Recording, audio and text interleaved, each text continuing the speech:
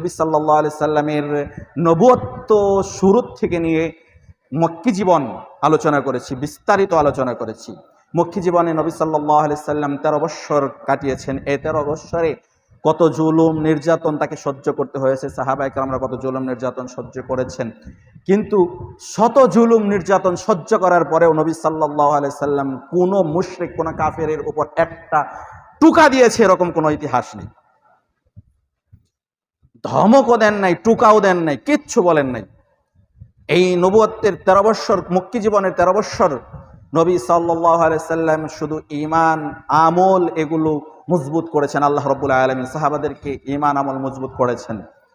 এরপরে মদিনায় গিয়ে নবী সাল্লাল্লাহু আলাইহি সাল্লাম মদিনায় গিয়েই যুদ্ধ করেছেন তা নয়।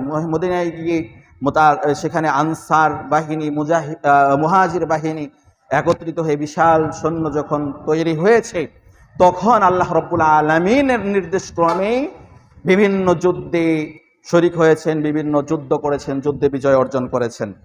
তো সেখানে গিয়েও প্রায় দীর্ঘ 2 বছর ইসলামী দাওয়াত দিয়েছেন। তো সব মিলিয়ে মক্কায় 13 বছর, মদিনায় 2 বছর, 15 বছর নবুয়ত্ব জীবনের 23 বছরের ভিতরে 15 বছর তিনি শুধু ইসলামের দাওয়াতই দিয়েছেন। বাদ বাকি বছরগুলো যুদ্ধ করেছেন। অসংখ্য যুদ্ধ হয়েছে। তারও মূল কারণ রয়েছে। যেমন বদরের যুদ্ধ যেটা হয়েছিল, বদরের যুদ্ধের পর মুশরিক বাহিনী, কাফের বাহিনী তারা ফুঁসে উঠেছিল কিভাবে এর বদলা নেওয়া যায়।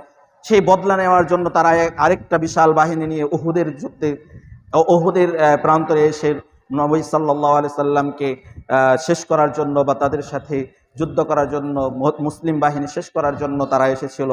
কিন্তু সেখানেও তারা কাঙ্ক্ষিত ফলাফল অর্জন করতে পারেন নাই, সেখানেও তারা বিজয় অর্জন করতে পারেন নাই। যদিও মুসলিম বাহিনী সেখানে বিজয় অর্জন করতে পারে নাই, কেউ বিজয় অর্জন করতে পারে নাই, তবে মুসলিম বাহিনী বিশাল শিক্ষা অর্জন করতে পেরেছে। এরপরে যেখানে উহুদ থেকে যখন পরাজিত হয়ে যায় বা সেখানে যখন বিজয় অর্জন করতে পারে না, তখন মুশরিক বাহিনী আরো ষড়যন্ত্র শুরু করে। আর এদিকে নবী সাল্লাল্লাহু আলাইহি সাল্লামের যে সেনাবাহিনী ছিল, আনসার মুহাজির, এরা তো বিভিন্ন যুদ্ধে বীরত্বের সাথে যুদ্ধ করে তাদের একটা আরো ঈমান আরো মজবুত হয়েছে।